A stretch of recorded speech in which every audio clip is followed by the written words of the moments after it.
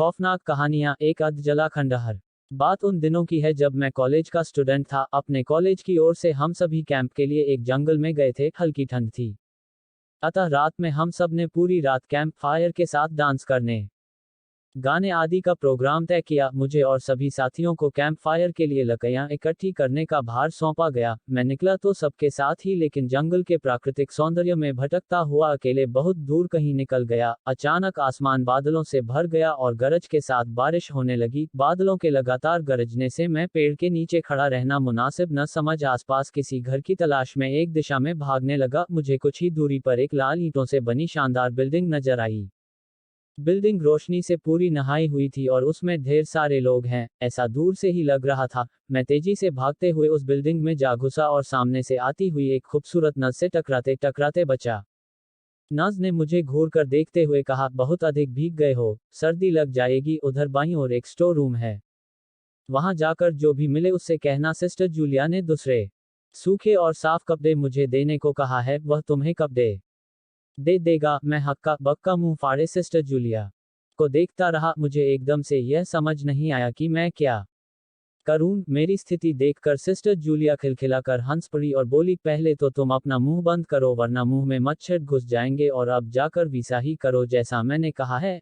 मैं हल्के से हाँ मैं सर हिला सिस्टर की बताई दिशा में जाने को मुड़ गया। अभी कुछ एक 10 कदम ही चला होऊंगा कि मेरे कंधे पर किसी ने हाथ रखा। मैं चौंक कर पीछे मुड़ा और अपने सामने आर्मी की वर्दी में एक युवक को खड़ा मुस्कुराता पाया। मेरे चेहरे पर आश्चर्य का बादल अपना घर बना चुका था, जिसे देखते ही उस युवक को हंसी आ गई। उसने धीमे किंतु दृढ़ स्वर में कहा, मैं कैप्टन विनोद हूं और यह हमारे देश की आर्मी का हॉस्पिटल है। कैप्टन विनोद की बातों ने मुझे आश्वस्त किया। मैं अब धीरे धीरे सामान्य हो गया और मैंने कैप्टन विनोद को सिस्टर जूलिया की कही बातें बताई। सुनकर कैप्टन विनोद के चेहरे पर रहस्यमयी मुस्कान फैल गई और वे बोले, तो सिस्टर जूलिया से भी मिल चुके? जी, क्या मतलब है आपका?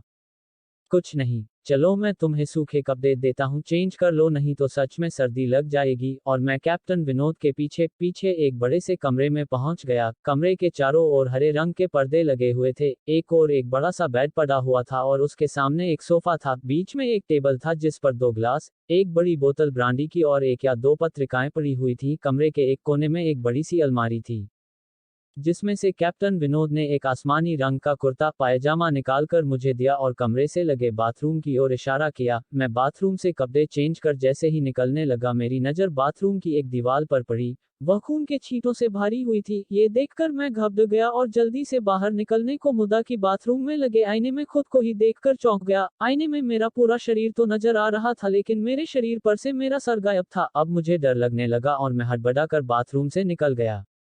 मुझे इस तरह बाहर निकलते देख कैप्टन विनोद ने हंसकर पूछा, क्या हुआ? अरे हाँ, तुमने तो अब तक मुझे अपना नाम ही नहीं बताया। कहाँ जाओगे? बाहर बहुत तेज बारिश हो रही है, लेकिन तुम जाना क्यों चाहने लगे अचानक? यह मैं समझ नहीं पा रहा हूँ कैप्टन विनोद। आपकी बाथरूम की एक दीवार पूरी खून के छींटों से भरी हुई है और आपके बाथरूम में लगा आईना भी कुछ अजीब सा है। उसमें मुझे मेरा पूरा शरीर तो दिखाई दिया, लेकिन मेरा सर ही गायब था। मैं अब बिल्कुल भी नहीं रुकूंगा, यहाँ बारिश में ही भीगता हुआ अपने कैंप तक जाऊंगा। कहते हुए मैं कमरे से बाहर जाने वाले दरवाजे की ओर बढ़ा। रुको, तभी कैप्टन विनोद की कड़कती आवाज गूंजी, तो तुमने सब कुछ देख ही लिया? जी, क्या मतलब है आपका? मेरी आवाज में डर भर गया था। मतलब चाहे जो हो, तुम तब तक यहाँ से नहीं जा सकते जब तक मैं तुम्हें कुछ बता न दूं। क्या बताना चाहते हैं आप?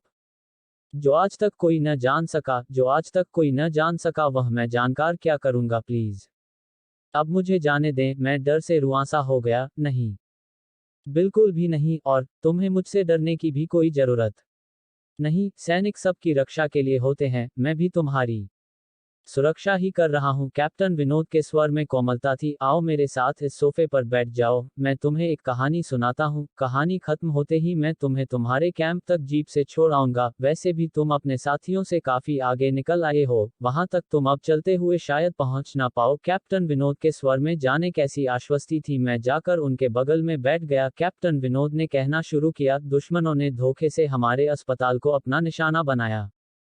दुश्मन देश के 2 सैनिक हमारे सैनिक के वेश में एक हमारे ही घायल सैनिक को लेकर आए। वह घायल था और हमारे देश की सेना ने उसे बहुत ढूंढा, लेकिन नहीं मिला था। शायद साजिश के तहत उसे घायल होते ही घुसपैठियों ने कहीं छुपा दिया था। अचानक अपने खोए सैनिक को अपने हॉस्पिटल में पा सभी खुश हो गए और बिना अधिक पड़ताल किए हॉस्पिटल के गेस्ट रूम में घायल को लेकर आने वाले छद्म वेशधारियों को ठहरने की इजाजत दे दी गई। अभी उस सैनिक का इलाज चल ही रहा था कि जोरों का ब्लास्ट हुआ और पूरा हॉस्पिटल एक पल में खंडहर में तब्दील हो गया। लेकिन हॉस्पिटल तो अपनी शानदार स्थिति में खड़ा है। मेरी बातों को अनसुना कर कैप्टन विनोद ने अपनी बात जारी रखी। कोई नहीं बचा उस ब्लास्ट में, दीवार पर पड़े खून के छींटे भी उसी ब्लास्ट में मारे गए हॉस्पिटल के कर्मचारियों के हैं। हाँ, पर यह हॉस्पिटल तो मुझे खंडहर नहीं दिखता। जवाब में कैप्टन विनोद के चेहरे पर रहस्य भरी मुस्कान फैल गई और उनका चेहरा अजीब से भावों से भर गया। मैं उनके चेहरे को देखकर अंदर से दहल गया। फिर भी मैंने हिम्मत कर पूछा, आप उस ब्लास्ट में बाग कैसे गए? सुनते ही कैप्टन विनोद ठहाका लगाकर हंस पड़े और मुझ पर एक भरपूर नजर डालते हुए कहा, ये कहानी आज से मात्र 10 वर्ष पहले की है और मैं तो आज से 50 वर्ष पहले मर चुका हूँ। इसके आगे उन्होंने क्या कहा मुझे कुछ नहीं मालूम। चेहरे पर गीलेपन का एहसास जब काफी हुआ तो मैं जैसे नींद से जागा। मुझे घेरे हुए मेरे सभी सहपाठी और टीचर खड़े थे। मेरे आंख खोलते ही मेरे सर ने कहा, थैंक गॉड तुम्हें होश आ गया। तो क्या मैं बेहोश था?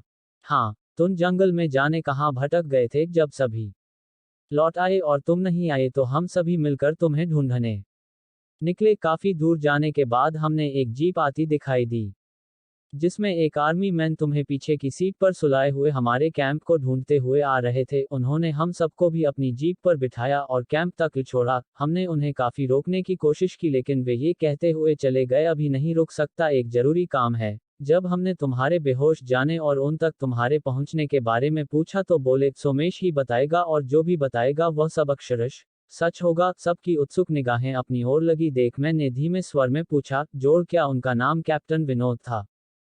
सर ने हाँ में सर हिलाया। मैंने सबको उधर चलने को कहा जिधर से सबने जीप आती देखी थी। पहले तो सर तैयार नहीं हुए लेकिन मेरे बहुत कहने पर वे राजी हो गए। सुबह होते ही हम उधर की ओर गए। मैं उस जगह पर पहुंचकर गहरे आश्चर्य में डूब गया। वहां एक अधजला खंडहर था जिसके एक टूटे पत्थर पर लिखा था, आर्मी हॉस्पिटल।